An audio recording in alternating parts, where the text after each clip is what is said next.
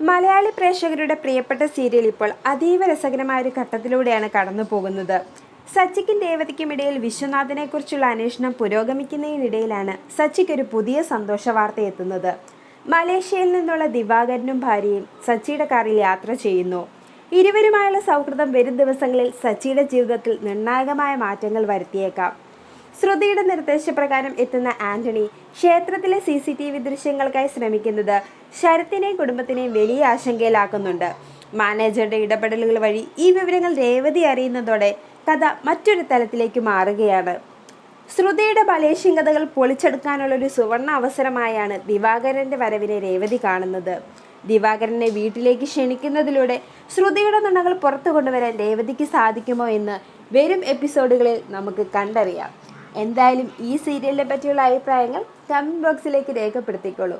അപ്പം എല്ലാവർക്കും good night.